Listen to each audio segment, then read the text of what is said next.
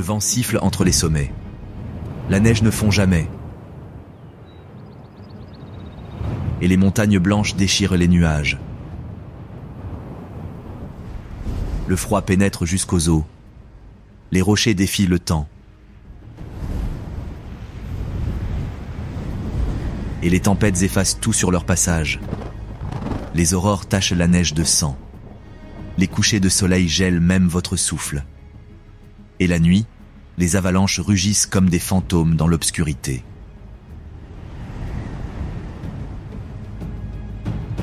À l'horizon, un géant endormi apparaît, brouillant les frontières entre réalité et imagination.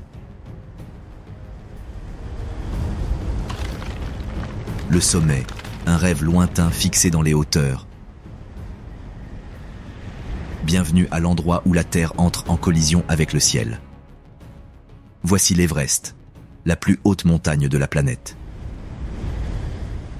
Ici, l'altitude cesse d'être un chiffre et devient une menace pour la survie.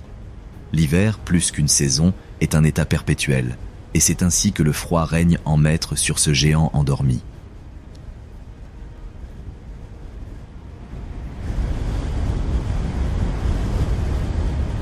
Cependant, dans ce qui est censé être un lieu inerte, où les hauteurs abyssales et les températures glaciales ont éradiqué toute possibilité de survie, la nature, comme face à un défi, non seulement résiste, mais prospère.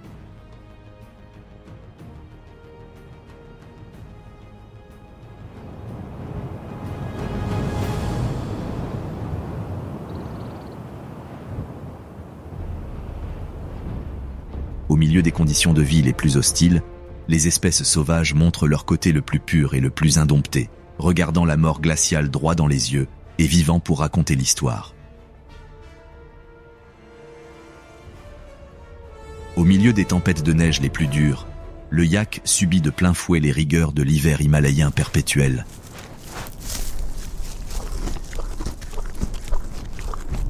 Les pikas, de minuscules survivants, se réfugient sous terre pour échapper au climat rigoureux, survivant aux assauts des basses températures dans un luxe relatif. Pendant ce temps, le panda roux s'enroule dans sa queue épaisse pour éviter l'hypothermie pendant les nuits glaciales. Chaque espèce sauvage fait ce qu'elle doit pour éviter de périr dans ce monde blanc, où les hauteurs menacent la vie.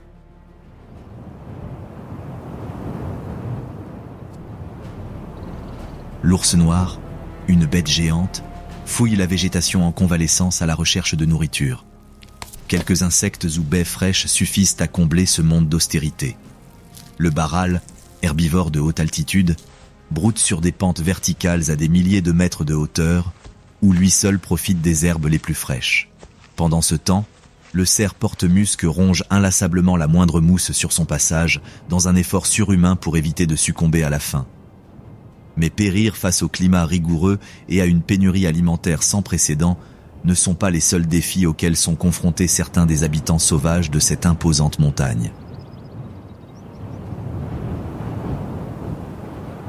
Lorsque des prédateurs rôdent, les conditions de vie glaciale deviennent une menace mineure comparée au danger de devenir la proie des mâchoires et des griffes des dictateurs de la chaîne alimentaire.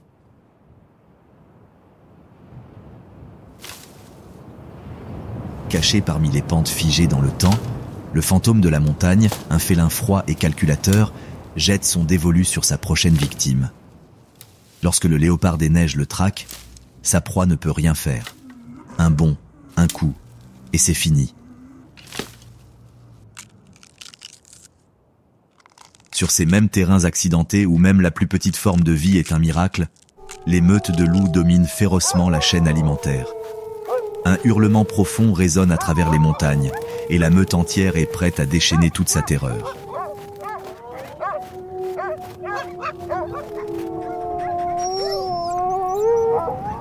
À des milliers de mètres d'altitude, le gypaète barbu, véritable as des cieux himalayens, scrute l'horizon avec attention à la recherche de charognes fraîches. En quelques secondes seulement, ce rusé vautour transporte les restes des victimes de la faune trépidante de cet écosystème jusqu'aux hauteurs, les larguant de très loin. Voici la vie sauvage sur l'Everest, hostile, fragile, délicate, mais en même temps fascinante.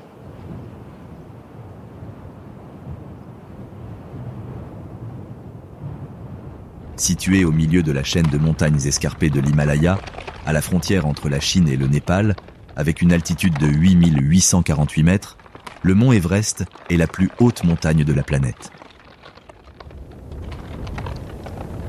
Immergé dans un massif géologique où émergent également des sommets tels que le Lhotse et le Noukhtse, chacun de plus de 8000 mètres de haut, l'Everest est plus qu'une montagne.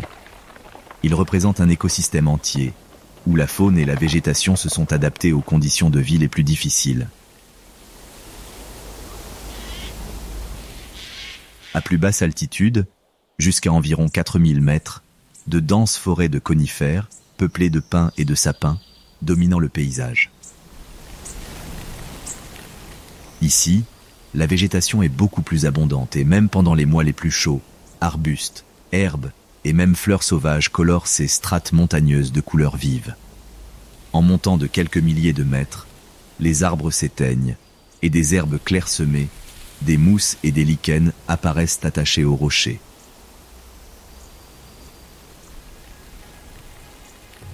Au-delà de 6000 mètres, la végétation devient quasi inexistante et, à l'exception de quelques lichens, aucune forme de vie végétale ne parvient à prospérer.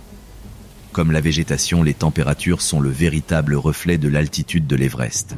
Alors qu'en plaine, le thermostat peut même atteindre des températures agréables d'environ 25 degrés en été, à environ 6000 mètres d'altitude, le froid extrême est la norme, avec un hiver éternel où les températures restent constamment en dessous de zéro.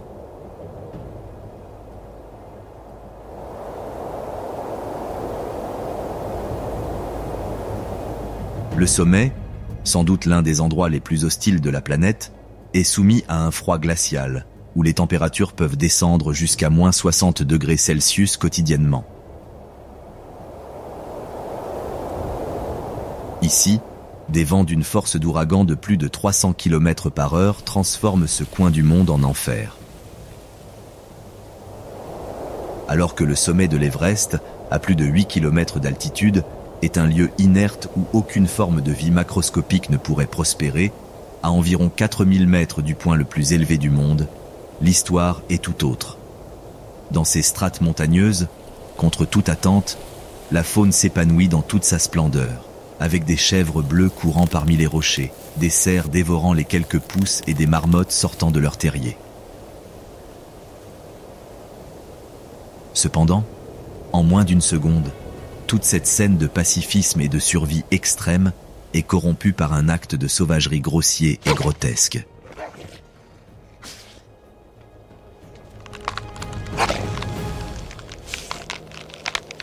Avec un regard froid, un vent glacial fouettant son épaisse fourrure et un hurlement tonitruant, l'alpha rassemble la meute pour une chasse imprenable. Immédiatement, suivant l'ordre du chef, la meute se rassemble. Alors qu'avec un poids allant jusqu'à 45 kg et une mâchoire puissante capable de broyer des os, c'est tout un exploit pour une proie de survivre à un loup. Lorsqu'une redoutable meute de ses prédateurs arrive au premier plan, il est presque impossible de s'échapper. Même les basses températures de l'Everest ne parviennent pas à limiter toute l'hostilité et la sauvagerie dont font preuve ces prédateurs lorsque leurs estomacs gargouillent bruyamment.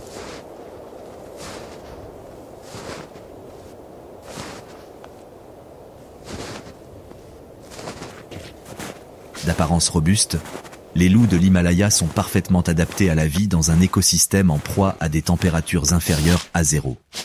Leur fourrure dense et laineuse, avec un sous-poil épais, leur offre une isolation thermique enviable, leur permettant de rester au chaud même lors des journées très froides. Son visage, relativement grand par rapport à son corps, possède un museau allongé et des oreilles dressées et triangulaires bien couvertes de poils qui garantissent la survie contre l'hypothermie. Des pattes fortes et musclées avec des coussinets bien rembourrés sont idéales pour marcher sur des terrains enneigés et rocheux, comme c'est le cas en abondance dans leur vaste demeure du mont Everest.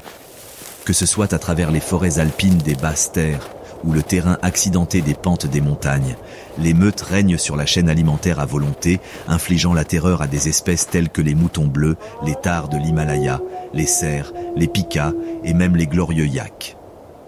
La moindre trace d'empreinte, ou l'odeur furtive d'une piste, suffit amplement à l'alpha pour donner l'ordre, engageant la meute dans une nouvelle chasse. Grâce à leur odorat très développé, ces chiens intelligents peuvent détecter même la plus faible odeur d'un ongulé jusqu'à plusieurs kilomètres de distance. Une vue prodigieuse et une ouïe enviable font également partie de leurs capacités innées pour trouver leur proie défavorisée. Avec jusqu'à 8 membres dans le groupe, seule une grosse proie peut satisfaire l'appétit de ces chasseurs féroces. Dans un habitat aussi hostile que l'Everest, les loups préfèrent toujours limiter leurs efforts à des chasses à grande échelle plutôt que de capturer de petites proies qui ne fourniront pas de quantités importantes de viande. Après avoir déterminé l'emplacement de leur proie, la meute marche d'un pas ferme vers sa future victime. En suivant ce qui semble être des traces de cerf, à travers des hurlements, des mouvements de tête et des postures corporelles, l'alpha développe une stratégie de chasse très complexe qui minimise les chances de survie de sa proie.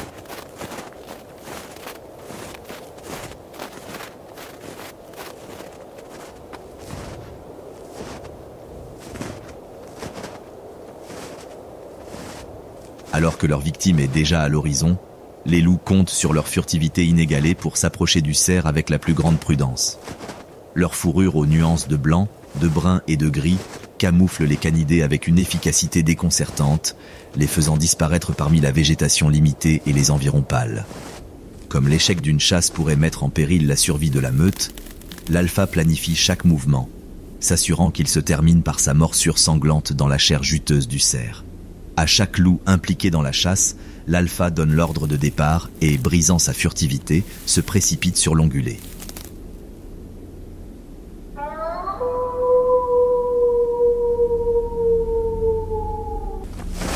Bien que les cerfs entreprennent une fuite rapide à travers les pentes, la stratégie de ces carnivores ne repose pas sur une attaque surprise, mais plutôt sur une course d'endurance prolongée à laquelle chaque membre de la meute participe activement, limitant les possibilités de fuite de la proie.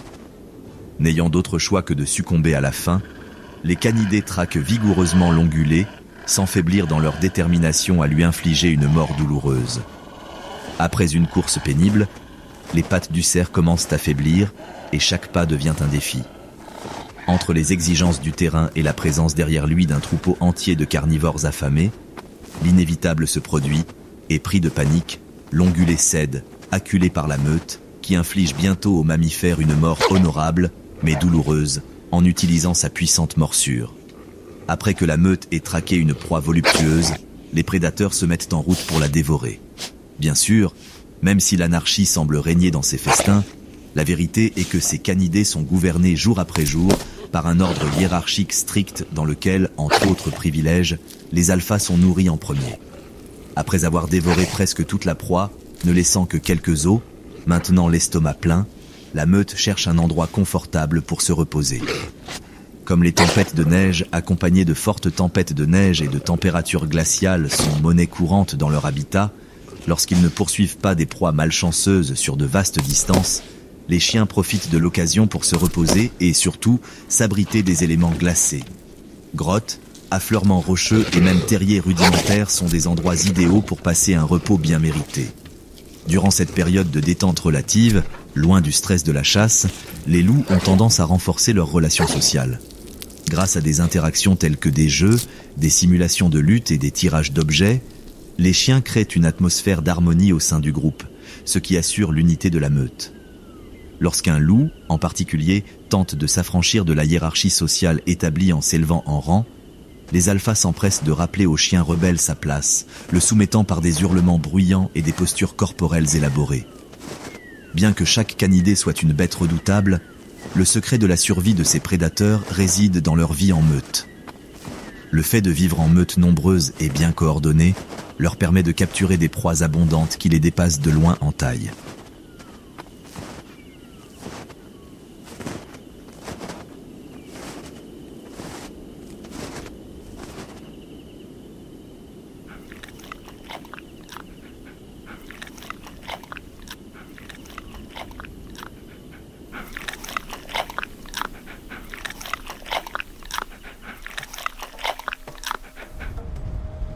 L'un d'entre eux est précisément un bovidé gigantesque pesant jusqu'à 1 tonne, adapté à la vie à plus de 6000 mètres d'altitude. Pour l'énorme yak, l'altitude n'est rien d'autre qu'un chiffre, car ce mammifère robuste considère son habitat isolé comme l'endroit idéal pour prospérer. Avec sa fourrure extrêmement longue, le yak possède peut-être le meilleur pelage naturel de toute la chaîne de montagne pour survivre aux températures inférieures à 0. Une petite bosse sur les épaules, ainsi que de très longues cornes courbées pouvant atteindre 1 mètre de long, présentes aussi bien chez les femelles que chez les mâles, font de ces ongulés une espèce incomparable. Ces mêmes pentes rocheuses et zones enneigées qui pourraient être considérées par d'autres espèces sauvages comme des lieux stériles pour la vie, sont considérées comme un habitat accueillant par ce survivant habile. Grâce à sa fourrure très dense et à son épaisse couche de graisse corporelle, le yak est capable de résister à la rigueur de l'hiver de l'Everest. Même si le thermostat descend à moins 40 degrés Celsius et que des vents de force ouragan soufflent sur sa cachette dans la montagne, ce bovidé ne bronche même pas face aux conditions de vie difficiles.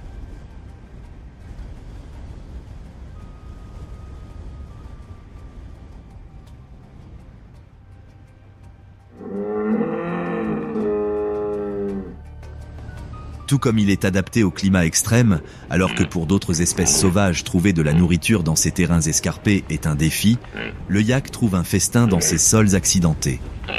En tant qu'herbivore spécialisé dans la consommation de végétation de haute montagne, les herbes alpines, les mousses, les arbustes nains et les carex font partie de son régime alimentaire très pauvre en nutriments. La faible qualité de son alimentation combinée à sa taille énorme oblige les yaks à passer jusqu'à 12 heures par jour à brouter.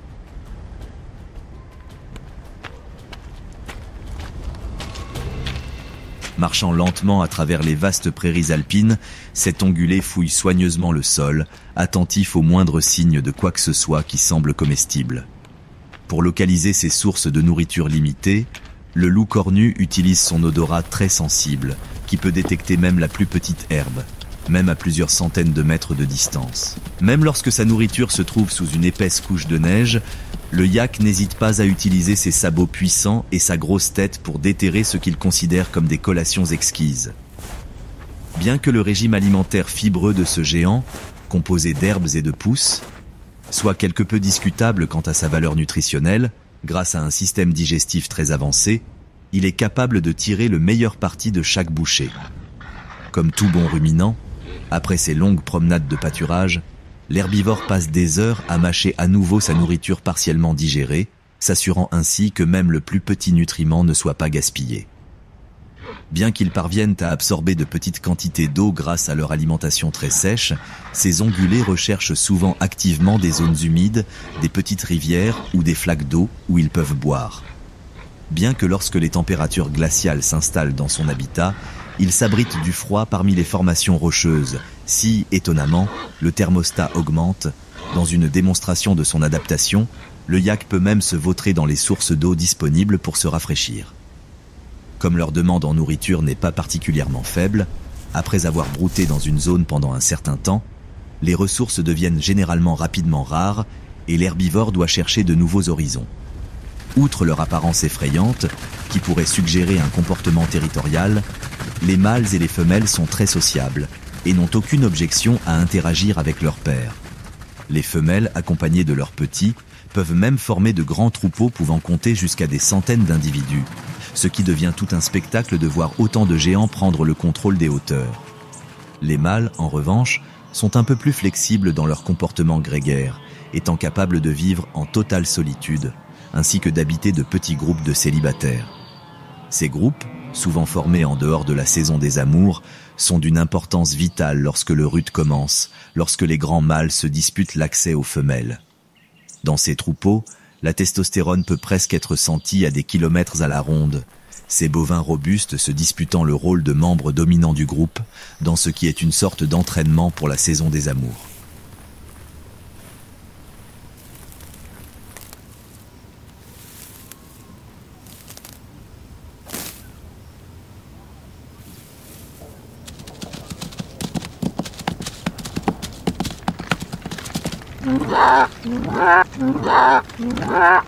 Dans l'établissement d'une hiérarchie, la taille et la force physique sont primordiales.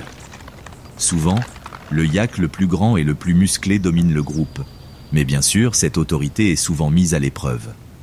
Les mâles les plus âgés et les plus expérimentés ont également tendance à occuper une position privilégiée dans le groupe, en raison à la fois de leur taille et de leur réputation au combat.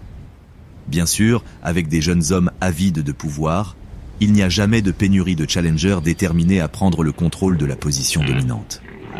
Ici, d'intenses combats ritualisés ont lieu, dans des duels qui, bien que se terminant rarement par la mort de l'un des yaks, impliquent des coups de tête vigoureux, des coups de corne et des démonstrations de force. Le duel se termine souvent lorsque l'un des mâles, vaincu par la fatigue, décide de céder à son adversaire, acceptant sa défaite par un comportement soumis. Bien que de nombreux ongulés choisissent de vivre une vie de solitude complète, vivre dans ces groupes apporte des avantages pratiques en termes de protection contre les prédateurs, de chaleur et bien sûr de préparation aux rutes.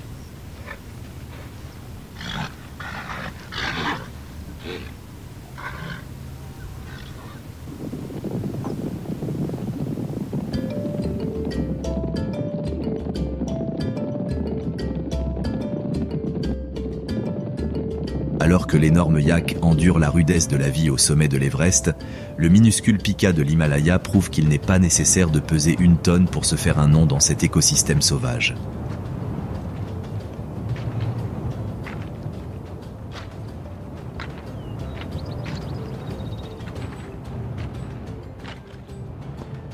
Pesant environ 150 grammes, et mesurant à peine 20 cm, ces minuscules mammifères sont une autre des formes de vie incroyables adaptées aux altitudes difficiles de l'Everest. Vivant dans des zones rocheuses à proximité de forêts de conifères, les pikas compacts non seulement survivent, mais font partie de ces espèces sauvages fascinantes qui prospèrent même malgré des conditions climatiques difficiles.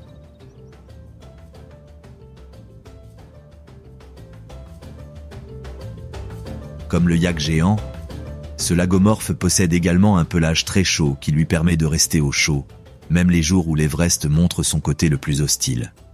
Contrairement à leurs cousins lapins, les pikas ont de petites oreilles arrondies, ce qui limite les pertes de chaleur. Leurs jambes, bien qu'étonnamment fortes et dotées d'une traction enviable idéale pour les terrains rocheux, sont assez petites, s'adaptant parfaitement à leur petite taille corporelle.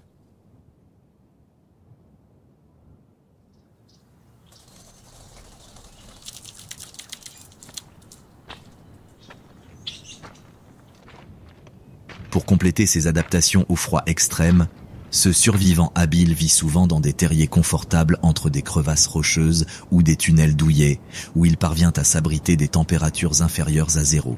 Il préfère souvent vivre dans une solitude complète ou peut-être avec quelques congénères à proximité, mais ils choisissent presque toujours de mener une vie solitaire et recluse. Alors que pendant les nuits glaciales, ils se blottissent dans leur abri rudimentaire pendant la journée, il est temps de se mettre au travail, sortant de leur terrier à la recherche de nourriture. Comme il n'hiberne pas, le petit pika ne peut pas simplement tomber dans un sommeil profond lorsque son habitat devient blanc et a besoin de nourriture toute l'année. C'est pourquoi, lorsque les journées relativement chaudes de l'été arrivent, lorsque le thermostat peut même atteindre 20 degrés à ces basses altitudes, le pika astucieux profite de l'occasion pour stocker de la nourriture pour l'hiver.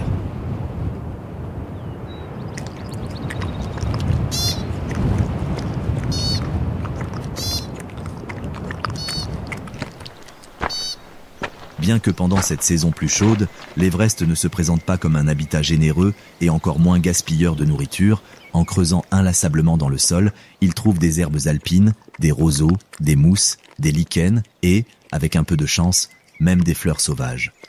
Chaque petit morceau de nourriture compte lorsque le mammifère a vécu de première main les difficultés de l'austérité hivernale. Un simple bouquet d'herbes, ou peut-être une mousse fraîche, tout est bon pour satisfaire votre appétit. Grâce à sa connaissance approfondie du territoire, cette petite créature à fourrure est capable d'optimiser son temps de recherche de nourriture et, grâce à ses puissantes incisives, peut couper sans effort même l'herbe la plus fine. En plus de sa stratégie consistant à stocker de la nourriture dans des monticules d'herbe appelés nids, le pika bien sûr, ne peut s'empêcher de dévorer de grandes quantités de ses collations à base de plantes sur lesquelles il tombe. Un apport élevé permet de stocker une réserve importante de graisse, ce qui pourrait vous sauver la vie lorsque la nourriture se fait rare. En plus de profiter des journées plus chaudes pour se nourrir, avec le soleil éclatant si haut au-dessus, le mammifère ne manque jamais l'occasion de prendre un bain de soleil relaxant, ce qui l'aide à se réchauffer de quelques degrés. Pas une mince affaire quand on vit dans l'écosystème glacial de l'Everest. Bien sûr, Le pika ne peut pas se permettre de se détendre complètement car on ne sait jamais quand un prédateur vorace se cache, voulant en faire sa proie. Bien que sa viande, qui ne pèse pas plus de 200 grammes, ne représente pas un apport substantiel à l'alimentation, dans cet écosystème hostile, aucune proie n'est négligée. Les aigles royaux, les hiboux, les renards roux et même les loups voient le petit pika comme une proie juteuse avec très peu d'efforts, ils n'hésiteront donc pas à le dévorer s'ils en ont l'occasion.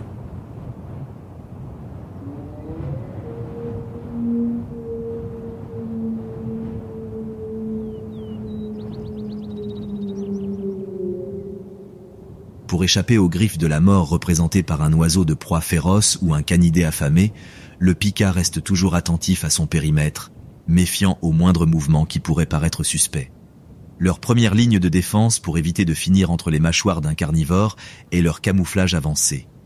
Les tons brun-gris à rougeâtre de sa fourrure l'aident à se cacher parfaitement dans les environnements rocheux, lui permettant de passer inaperçu lorsque des prédateurs affamés sont à proximité.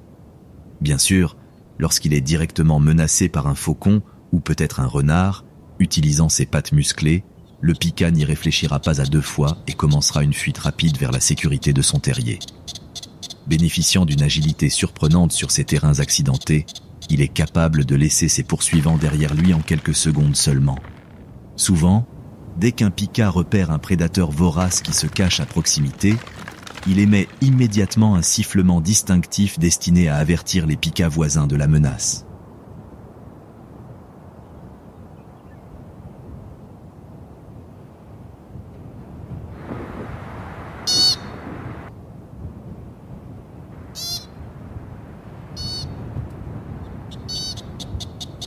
Bien qu'ils ne soient pas du tout sociaux, leurs cris d'alarme sont une méthode très efficace de défense collective.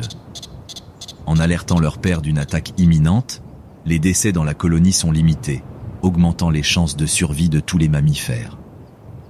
De même, en entendant ce cri particulier, le prédateur sait qu'il a perdu l'élément de surprise. Il décide donc souvent d'abandonner son attaque. Les cris peuvent également parfois être utilisés pour marquer un territoire, incitant un autre animal à se retourner et à abandonner son intention d'entrer sur le territoire d'un autre. Ce comportement territorial est simplement une mesure de survie, garantissant l'exclusivité de leur zone de recherche de nourriture et évitant les visiteurs inattendus dans leur terrier. Avec une réserve de nourriture croissante à l'intérieur de leur abri, la perte de ce précieux garde-manger à cause d'un vol pourrait s'avérer fatale lorsque les températures froides s'installeront dans leur petit coin de montagne.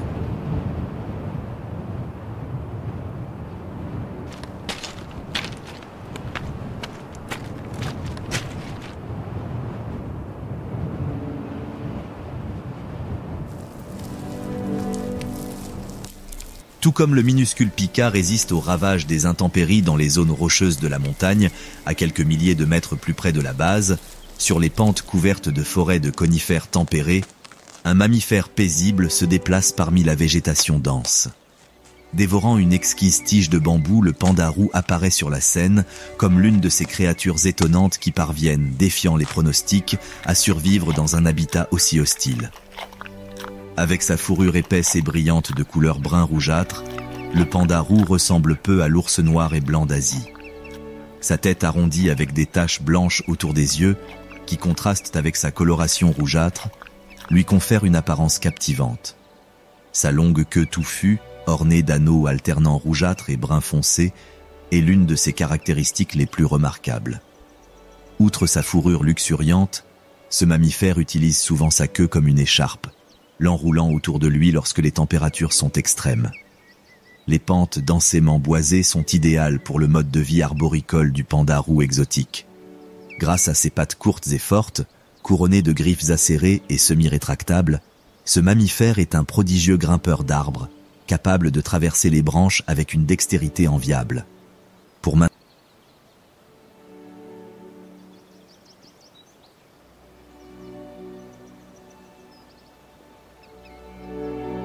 maintenir l'équilibre lors de ses acrobaties dans les arbres, sa longue queue lui sert d'excellent contrepoids.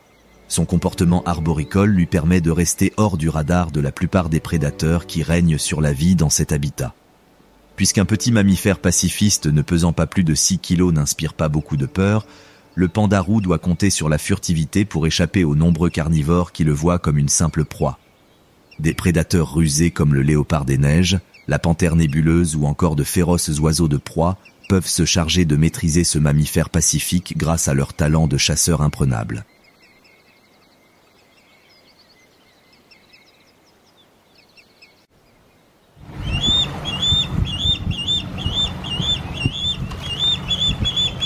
Pour échapper à ces auteurs de meurtres sauvages, le panda choisit de laisser toute sa survie entre les mains de sa furtivité avancée. Bien que sa fourrure rougeâtre puisse sembler être une cible pour les prédateurs, la vérité est qu'il se camoufle parmi les troncs couverts de mousse et de lichen qui abondent dans son habitat, créant ainsi le déguisement parfait contre les prédateurs les plus hostiles. En restant immobile et recroquevillé sur son propre corps, le panda roux parvient à passer complètement inaperçu, restant hors du radar des carnivores qui tueraient littéralement pour un morceau de sa chair.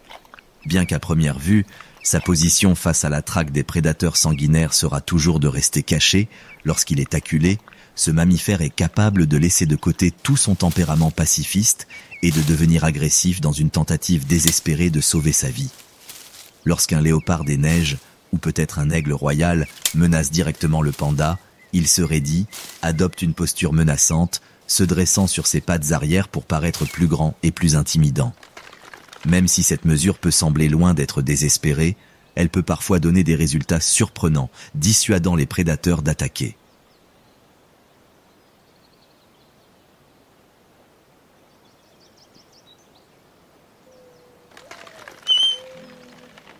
Ayant évité de faire partie du régime alimentaire des carnivores sans cœur, le panda roux se met désormais à satisfaire son propre appétit.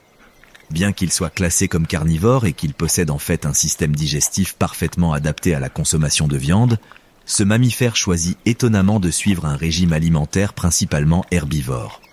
Bien qu'il ne soit pas du tout apparenté au panda, ce mammifère a un profond penchant pour les tendres pousses de bambou qui constituent la majorité de son alimentation.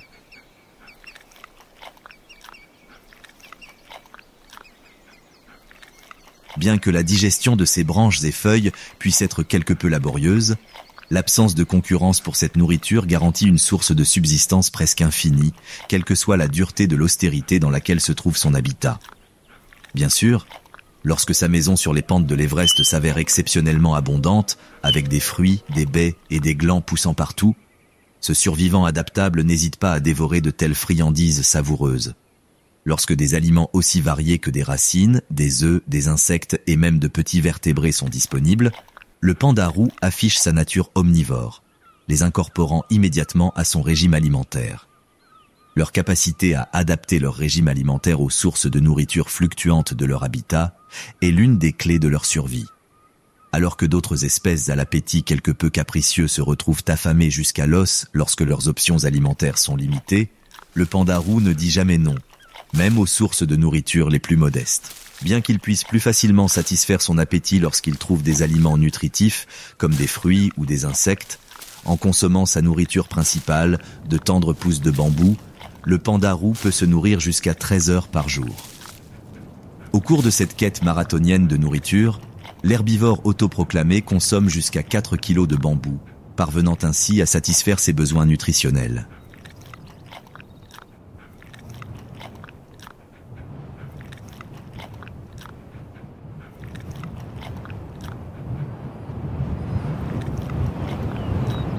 Leurs mouvements lents et méthodiques lors de la recherche de nourriture sont compensés par un odorat très sensible qui fonctionne comme une sorte de radar naturel pour localiser ces pousses exquises. Fouillant soigneusement les sous-bois et se déplaçant d'une branche à l'autre, le mammifère récolte inévitablement les fruits de sa patience, dévorant ce qui, pour lui, sont de succulentes collations. Grâce à sa fausse puce, le panda est capable de manipuler à volonté les branches qu'il obtient, en concentrant sa morsure sur les zones les plus nutritives des pousses. Lorsqu'il n'est pas engagé dans une recherche incessante de nourriture, il est probablement recroquevillé sur une branche confortable, enroulé dans sa queue pour conserver la chaleur corporelle. Cette créature étonnante dort environ 10 heures par jour, donnant au repos profond la valeur qu'il mérite. Une autre tâche qui occupe souvent leur routine quotidienne est le toilettage et le léchage de leur magnifique fourrure. En plus de les divertir, cela protège leur pelage des parasites et élimine les débris végétaux. Comme le petit Pika, ce mammifère ne tolère absolument pas qu'un de ses congénères envahisse ses terres, donc, pour éviter les incursions gênantes, il consacre une partie importante de sa journée à marquer son territoire, laissant son odeur à travers ses glandes anales, son urine, ses excréments, et même en se grattant le corps avec l'écorce des arbres.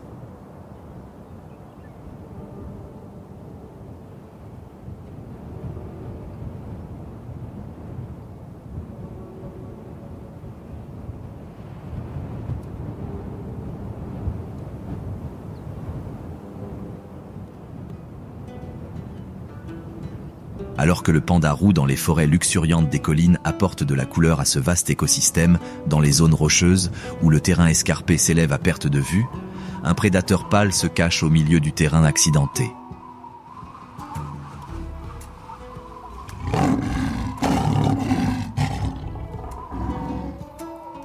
Dans un habitat où un silence profond règne sur l'écosystème, le léopard des neiges furtif apparaît comme un fantôme, une créature majestueuse, mais en même temps un tueur impitoyable, capable de massacrer tout ce qui croise son chemin. Doté d'un pelage dense et doux variant dans des tons allant du gris fumé pâle au crème jaunâtre avec des rosettes foncées, ce félin, en plus de pouvoir supporter les basses températures sans même broncher, parvient à disparaître de la vue au milieu de son environnement rocheux et enneigé. Sa tête, dotée d'un museau et d'oreilles relativement petits, minimise les pertes de chaleur. Ses grands yeux vert pâle se distinguent par leur regard pénétrant qui révèle la mort elle-même. Alors que d'autres espèces sauvages ne pourraient jamais faire ne serait-ce que quelques pas sur ce terrain accidenté, le fantôme de la montagne est capable de se déplacer avec une dextérité troublante, grâce à ses pieds robustes et fortement rembourrés.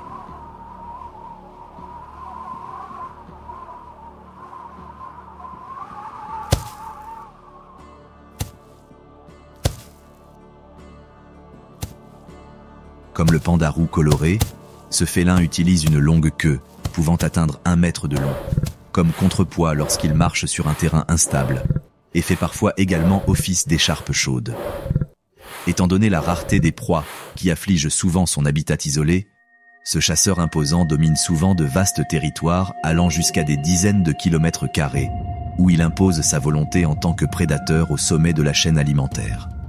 Après plusieurs jours de famine, en trouvant une proie, le léopard sait bien qu'échouer une chasse pourrait littéralement lui coûter la vie.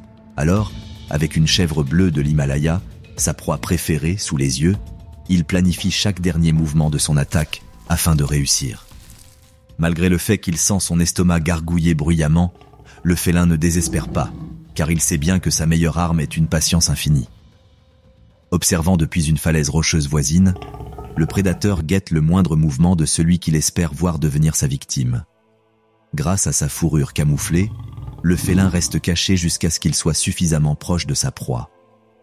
Après avoir traqué l'ongulé dans l'ombre pendant plusieurs minutes, voire plusieurs heures, le chasseur impitoyable voit son opportunité et avec un saut pouvant atteindre 15 mètres de long, tombe sur la proie sans défense, qui, jusqu'à quelques secondes auparavant, cherchait paisiblement sa nourriture parmi les rochers.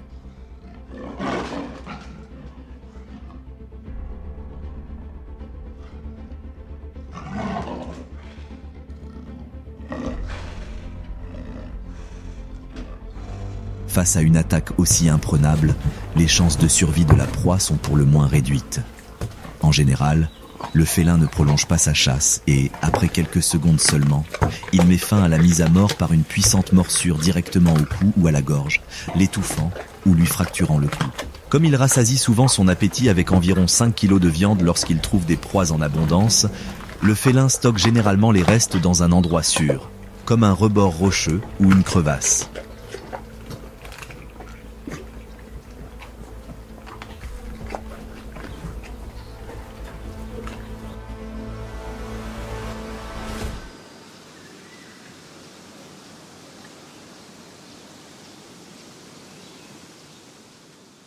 Dans ses garde-manger de fortune, le félin parvient à protéger sa proie des charognards potentiels qui voudraient s'emparer d'une proie conséquente avec un minimum d'effort.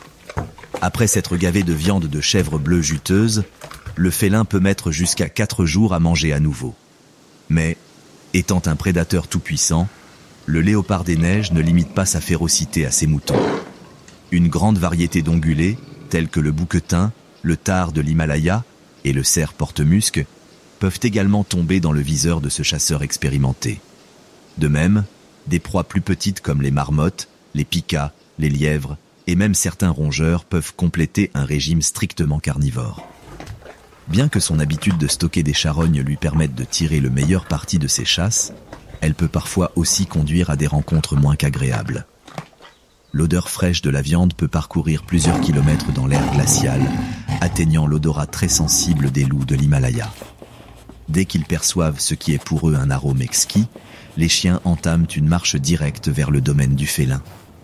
Alors que face à un canidé, le léopard des neiges peut l'emporter, grâce à son corps plus robuste et à ses griffes acérées capables de porter des coups sanguinaires contre une meute entière. Le félin ne peut rien faire d'autre que tenter de fuir, préservant ainsi sa vie.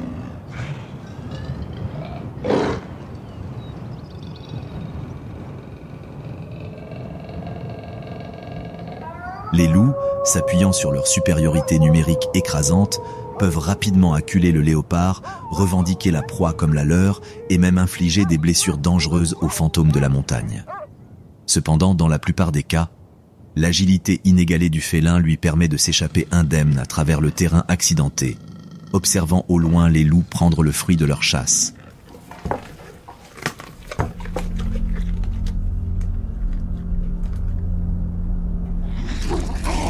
Un autre visiteur malheureux qu'un léopard des neiges peut recevoir est, précisément, l'incursion d'un de ses congénères. Doté d'un tempérament très territorial, le félin ne tolère pas la moindre rencontre avec l'un de ses congénères, il a donc pour habitude de délimiter et de patrouiller les frontières de ses domaines afin d'éviter les envahisseurs. En marquant avec de l'urine et des excréments, ainsi qu'en grattant les arbres et les rochers, le félin laisse des signes d'avertissement clairs aux limites de ses terres, comme un moyen de dissuasion clair pour les étrangers. Bien sûr, bien qu'extrêmement intimidants, ces signaux de danger ne sont pas toujours entendus par les envahisseurs, qui, déterminés à étendre leur territoire, sont prêts à s'engager dans un duel sanglant où leurs puissantes morsures et leurs griffes acérées seront utilisées comme armes pour infliger la plus grande douleur.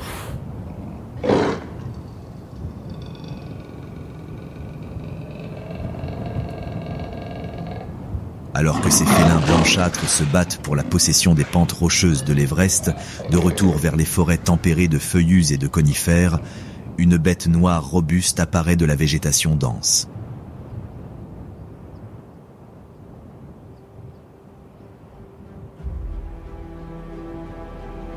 L'ours noir de l'Himalaya, une créature massive pesant jusqu'à 200 kg, est une autre espèce qui a élu domicile dans l'écosystème hostile de l'Everest. Bien que très loin du sommet, ne s'établissant pas à plus de 4000 mètres, la simple existence de ce mammifère à de telles altitudes est un défi pour la nature. Son pelage noir, très dense et laineux, est idéal pour se tenir au chaud dans un environnement où les températures négatives sont quotidiennes. Sur sa poitrine, ce géant arbore une marque caractéristique en forme de V blanc crème qui le distingue. Ses oreilles arrondies et anormalement grandes dépassent de sa tête, ainsi qu'un museau de couleur claire qui contraste avec les tons sombres et nocturnes du reste de sa silhouette robuste.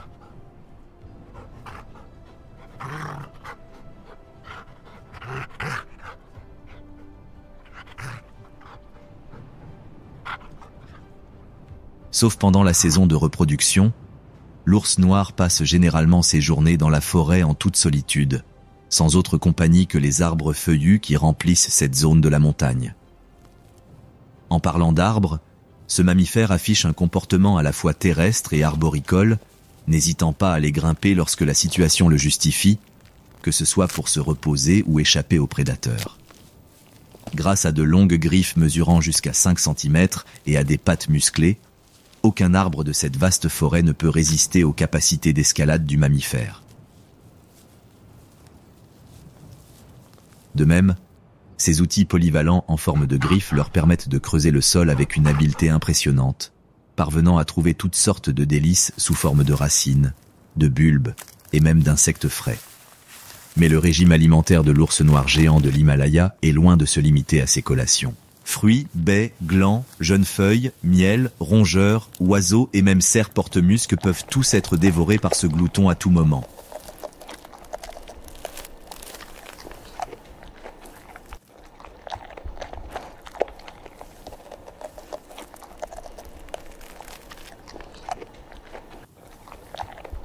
L'ours noir est l'exemple parfait d'une espèce omnivore, dévorant tout ce qui croise son chemin, sans même se demander de quoi il s'agit. Grâce à sa capacité à se déplacer avec une agilité enviable aussi bien au sol qu'à travers les arbres, ce survivant rusé peut parcourir chaque centimètre de la forêt à la recherche de végétation. Lors de ses promenades en forêt, il retourne la terre, soulève des pierres et arrache même de l'écorce, essayant de trouver des insectes, des fruits ou tout ce qui peut satisfaire son estomac. Durant cette période de recherche de nourriture, leur odorat très développé joue un rôle crucial, leur permettant de percevoir même les arômes les plus subtils. Dans ses promenades acrobatiques à travers les arbres, l'ours recherche activement des fruits, des noix et même, pourquoi pas, pille des nids d'oiseaux ou des ruches d'abeilles juteuses, dévorant instantanément à la fois les insectes nutritifs et leur miel frais.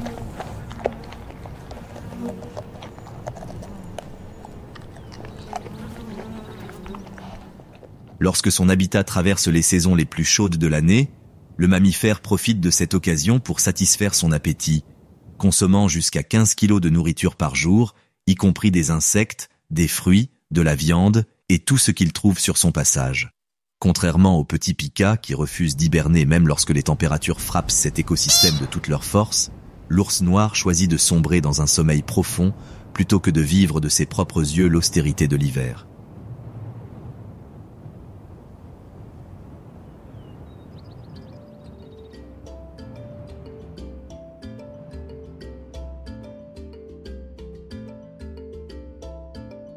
C'est pour cette raison que, pendant les journées d'été, on se consacre presque exclusivement à la constitution d'une réserve de graisse corporelle suffisamment robuste pour traverser les mois angoissants de la famine. Alors que le calendrier avance de plus en plus vite et que les jours d'hiver approchent à grands pas, l'ours intensifie sa recherche de nourriture, explorant de nouvelles zones de recherche de nourriture et alternant cette tâche vitale pour sa survie avec un repos bien mérité, dormant parmi les sous-bois épais, sur le sol, ou même à l'intérieur de trous douillés dans les arbres. Alors que l'ours noir apparaît généralement mal nourri avant la saison chaude, après avoir survécu à un hiver rigoureux, après plusieurs mois à profiter d'une abondance sans précédent, ce géant a pris plusieurs dizaines de kilos. Cette taille gigantesque, en plus de servir à stocker d'énormes quantités de graisse qu'il consommera tout au long de l'hiver glacial, constitue un moyen de dissuasion contre les prédateurs impitoyables qui pourraient, dans un délire de grandeur, vouloir étriper le colossal ours noir.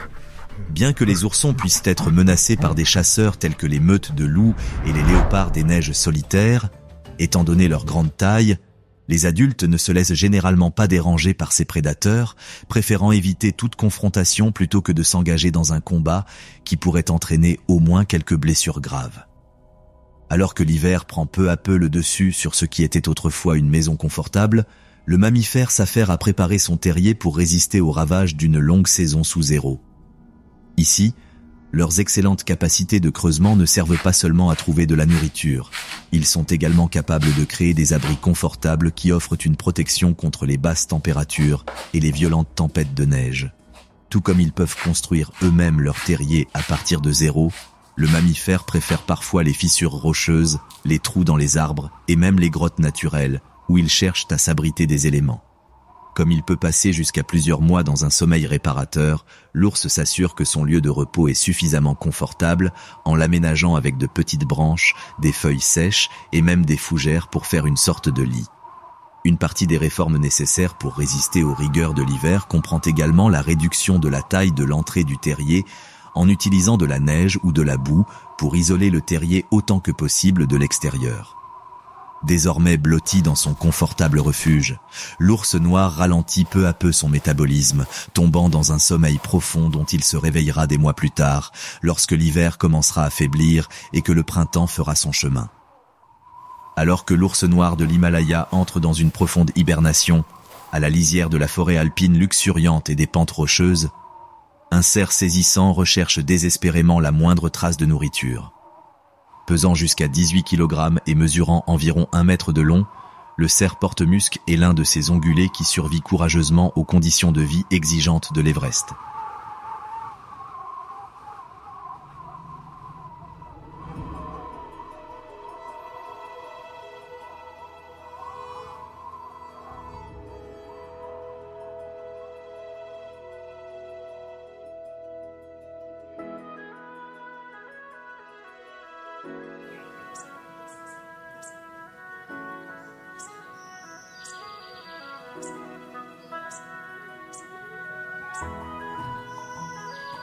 Le cerf porte-musc se distingue du cerf dit véritable par son appartenance à la famille des cerfs porte-musc, ce qui se remarque facilement dans son apparence distinctive.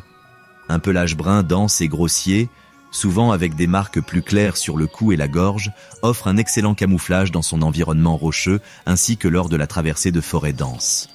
Ses pattes postérieures, sensiblement plus longues et plus musclées que ses pattes antérieures, lui donnent une apparence bossue et lui confèrent également une agilité inégalée pour se déplacer sur des terrains rocheux, qu'il s'agisse de sauter ou d'escalader des surfaces abruptes.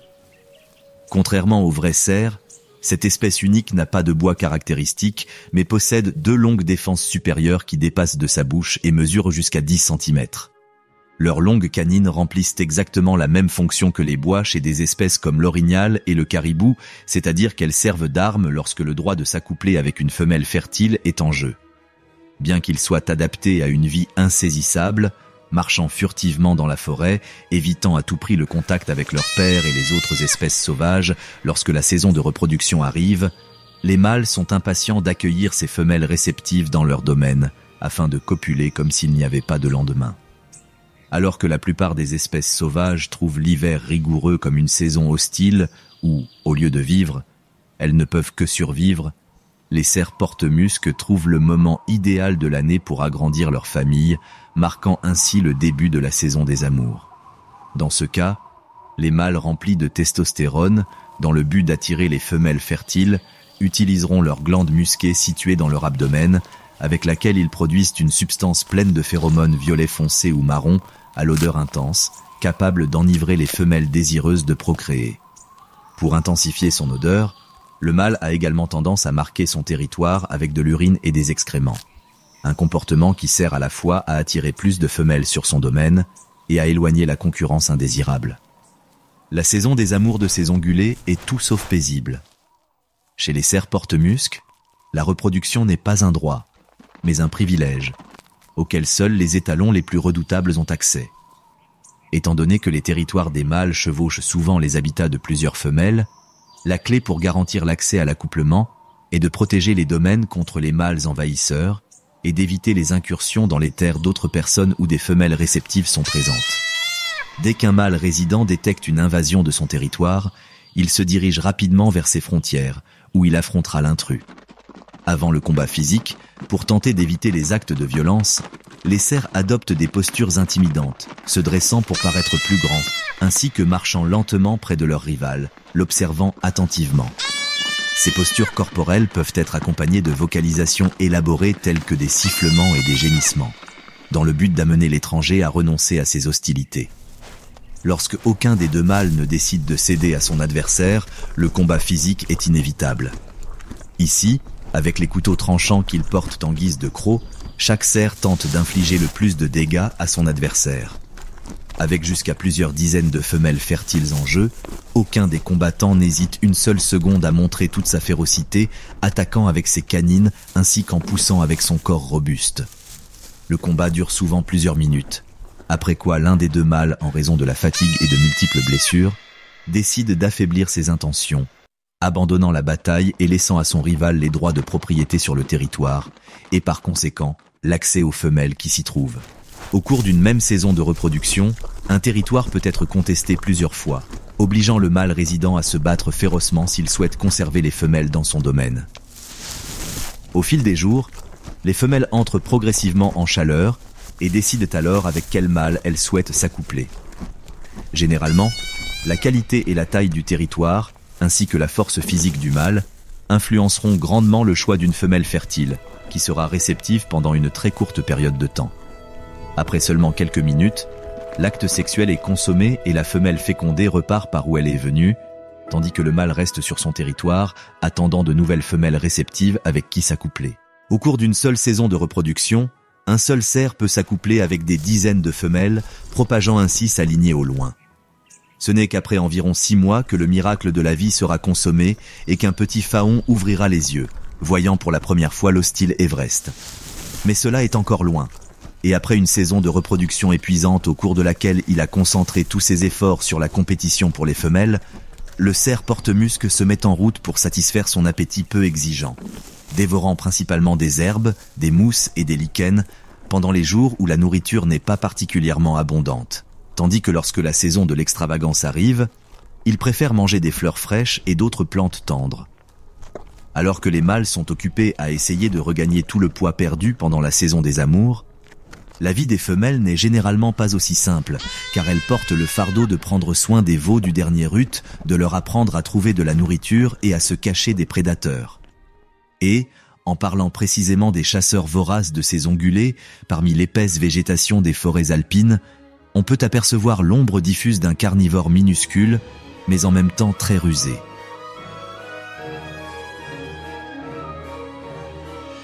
Alors que le renard roux, qui ne pèse pas plus de 14 kg et mesure environ 90 cm de long, ne représente aucune menace pour le cerf porte-musc adulte, les jeunes cerfs porte-musc n'ont pas cette chance et sont une proie favorite pour ces chasseurs insaisissables. Se faufilant prudemment à travers la forêt, le chien s'approche avec une furtivité sans pareille du petit innocent, qui ne se doute pas qu'il vit ses derniers instants de vie. D'un bond, tel qu'il apparaît, le chien sauvage disparaît, mais maintenant avec le petit cerf porte-musc entre ses dents. Bien que sa fourrure dense, épaisse et rouge-orangée puisse sembler révéler sa position, la vérité est qu'elle lui fournit un camouflage avancé, parfait pour se cacher de ses attaques féroces sur les petits mammifères, les rongeurs, les oiseaux et bien sûr les jeunes ongulés.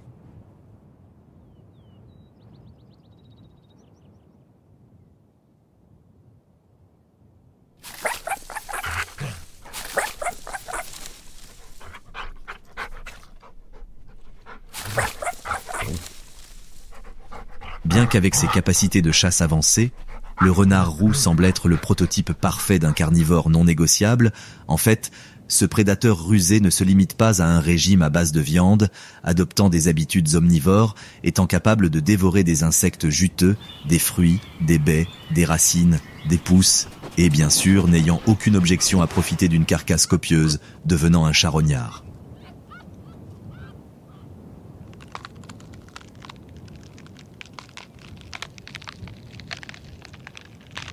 En bon prédateur opportuniste, ce canidé se nourrit de pratiquement tout ce qu'il rencontre. Grâce à ses sens de la vue et de l'odorat très aiguisés, il peut facilement localiser des lièvres, des souris, des insectes, des fruits frais ou des racines tendres. Comme la majeure partie de son alimentation est constituée de petits rongeurs, le renard roux est un spécialiste de leur chasse. Se cachant prudemment parmi la végétation dense, le canidé utilise la couverture du sol pour assurer l'élément de surprise dans son attaque. Avec un rongeur sans méfiance dans sa ligne de mire, le renard s'envole et atterrit avec ses pattes avant sur sa proie, dans une technique connue sous le nom de saut de souris, dans laquelle il attrape sa proie sans défense avec ses pattes ou sa morsure acérée, qu'elle se trouve dans l'herbe ou sous une épaisse couche de neige. Pour les rongeurs qui commettent l'erreur d'émettre le plus faible couinement lorsque le renard roux rôde, même son terrier souterrain ne représente pas un refuge imprenable contre les talents de chasseur de ce chien. En quelques secondes seulement, ce prédateur rusé peut creuser jusqu'à plusieurs mètres sous terre, attaquant les terriers de souris, de campagnols et de marmottes, leur infligeant une mort douloureuse et prenant au passage un copieux repas.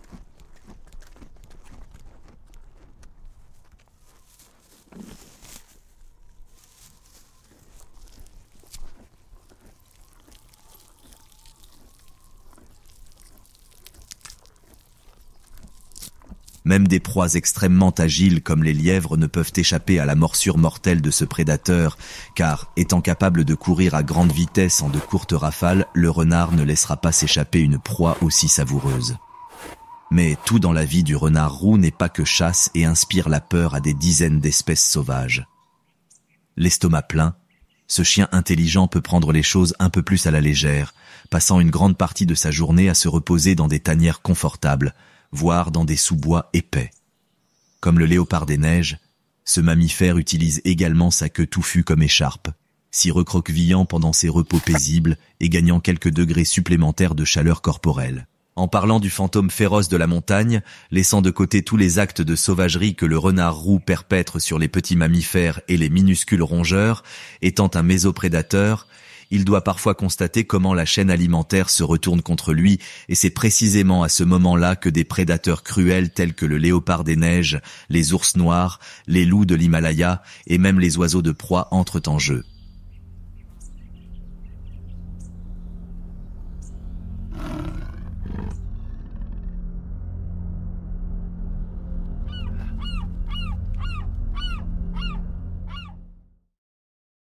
Bien sûr, pour que ces carnivores puissent mettre leurs griffes et leurs morsures redoutables sur le chien, ils doivent d'abord le trouver. Son comportement très furtif est l'une de ces mesures de survie pour éviter de tomber dans le collimateur de l'un des dirigeants de la chaîne alimentaire de l'Everest. Se déplaçant avec une extrême prudence parmi la végétation, le renard passe complètement inaperçu, ne donnant même pas le moindre signe de sa présence. Si, par un hasard des événements, il est repéré par un prédateur plus imposant, ce chien sauvage n'est généralement pas enclin à démontrer son courage en s'engageant dans un combat qui, quoi qu'il arrive, se soldera par sa mort. Au contraire, directement menacé, il s'appuiera sur son agilité enviable et s'enfuira à toute vitesse à travers la forêt, courant jusqu'à 50 km/h, loin des griffes de ses poursuivants. Souvent, leur destination après ces retraites fugaces est un terrier confortable, où ils trouvent refuge à la fois contre les conditions climatiques difficiles de l'extérieur et contre les ravages causés par les prédateurs qui les voient comme des proies.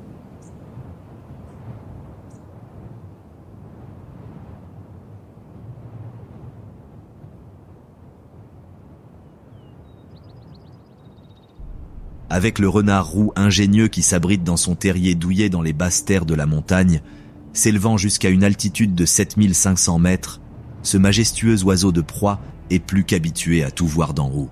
Avec une envergure de plus de 3 mètres et un poids allant jusqu'à 8 kg, le gypaète barbu est un véritable géant ailé de la montagne. Vivant sur des falaises abruptes et désolées aux hauteurs les plus extrêmes, cet oiseau de proie est probablement l'une des espèces sauvages les plus hautes de la planète.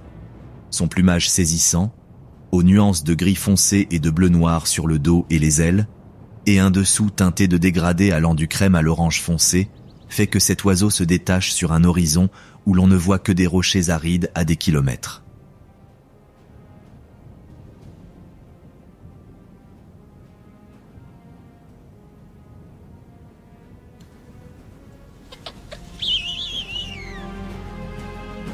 Bien que le plumage sur les zones de son tronc soit vraiment clair, son habitude particulière de prendre des bains minéraux dans des piscines d'oxyde de fer, lui donne cette coloration orange frappante. Sur sa tête, un masque noir autour des yeux vole la vedette. Ce masque descend vers le bas, formant une moustache caractéristique aux plumes raides, lui donnant un air barbu. Leur comportement unique de vivre à des milliers de mètres d'altitude se justifie par leurs habitudes alimentaires très particulières. Et ce n'est pas pour rien que cet oiseau majestueux est appelé le gypaète barbu. Volant depuis des hauteurs vertigineuses, cet âne du ciel, à l'aide de sa vue perçante, scrute soigneusement le sol, à la recherche des restes d'un cadavre victime de la faune trépidante de l'Everest. S'il n'a parfois pas besoin de voler plus de quelques centaines de mètres pour trouver une proie potentielle, lors des jours plus maigres, l'oiseau peut voler sur plusieurs kilomètres, faisant preuve de ruse en se laissant porter par les puissants courants de vent, évitant ainsi une dépense énergétique inutile. En trouvant l'emplacement d'une carcasse, le gypaète barbu se jette immédiatement sur ce qui, pour lui, est un festin. À l'atterrissage, il découvre que ce qui était autrefois un ongulé gigantesque n'est plus que quelques os à moitié mangés, précisément tout ce dont il a besoin pour satisfaire son appétit. L'oiseau, sans hésiter, prend un des os avec son bec ou ses griffes et s'envole à nouveau vers les hauteurs, où il va démontrer toute son ingéniosité.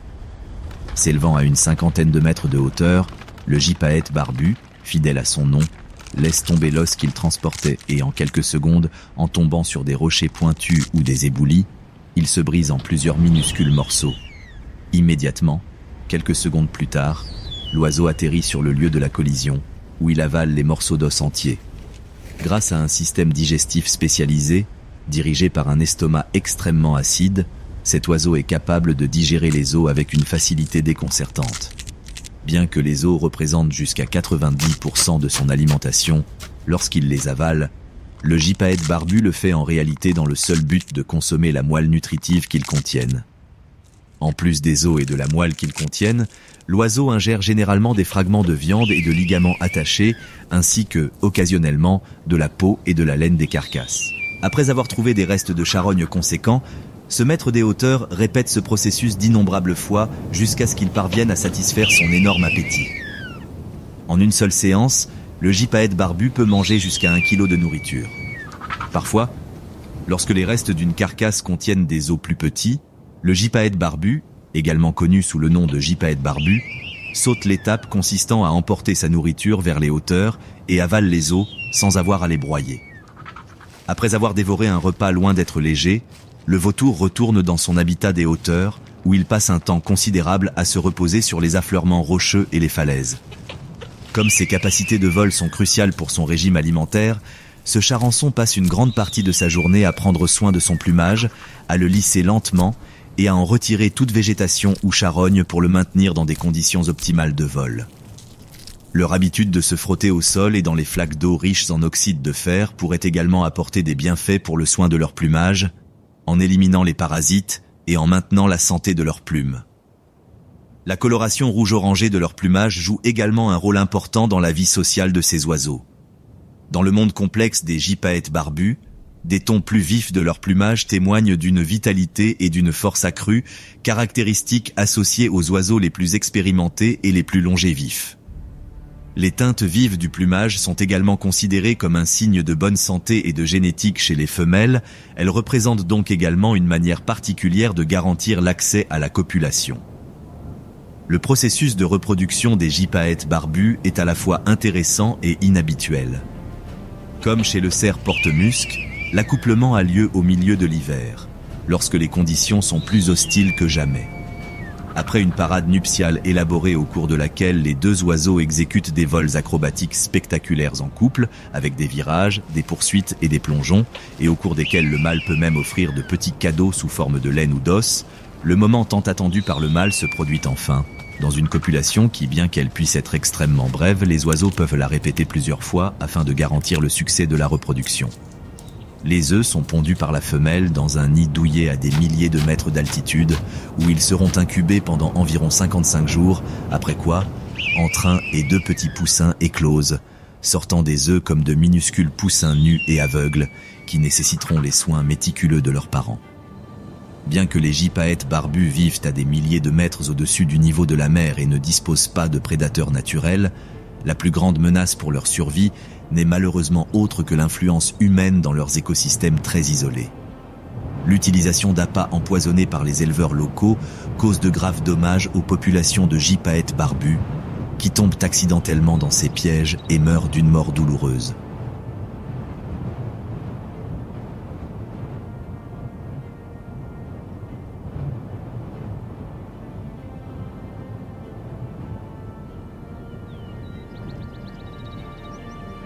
L'utilisation de parties du corps de ces oiseaux de proie par certaines cultures locales est une autre pratique qui contribue au déclin de leur population. Le panda roux est un autre de ces habitants sauvages des pentes de l'Everest qui est cruellement menacé en raison de l'interférence humaine dans ce qui était auparavant un écosystème complètement vierge.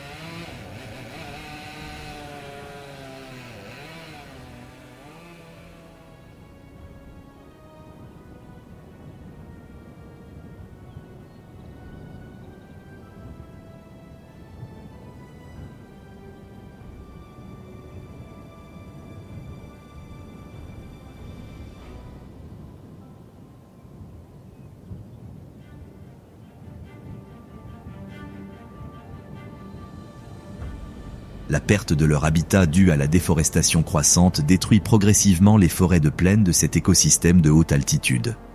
Bien que la déforestation à grande échelle ne soit pas autorisée sur l'Everest, l'essor du tourisme signifie que davantage d'infrastructures sont nécessaires, ainsi que davantage de ressources telles que le bois de chauffage. Même le tout-puissant léopard des neiges n'échappe pas aux répercussions des activités humaines dans son habitat inhospitalier.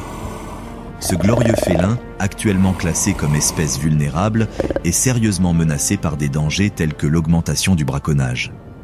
Dans le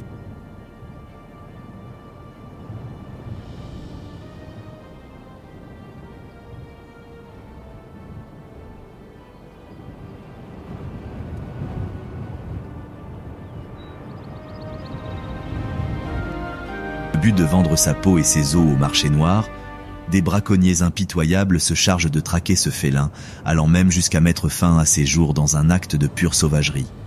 Pour le yak sauvage géant, la situation est similaire. La menace d'hybridation avec le yak domestique, ainsi que la chasse illégale et la concurrence pour les pâturages avec le bétail domestique, rendent la survie de cet ongulé difficile. Même les meutes de loups, pourtant indomptables, ne sont pas à l'abri de voir leurs chances de survie compromises par un avenir très sombre. En raison du braconnage et des conflits fréquents avec les éleveurs, ces chiens sont désormais confrontés à un avenir incertain, avec une population réduite à seulement 400 individus, ce qui place l'espèce en danger critique d'extinction.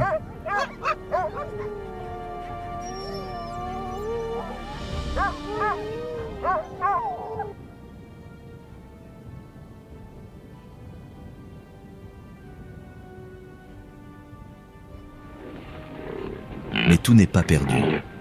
Actuellement, des programmes visant à préserver ces chiens sont mis en œuvre, en mettant l'accent sur l'élevage en captivité et la protection juridique de l'espèce. Même si les défis sont nombreux, il s'agit d'une première étape importante sur un long chemin pour sauver ces créatures majestueuses de l'extinction. Des yaks imposants aux léopards des neiges solitaires en passant par les minuscules pikas, la faune de l'Everest est aujourd'hui confrontée à de nombreux défis découlant de notre empiètement sur son écosystème isolé.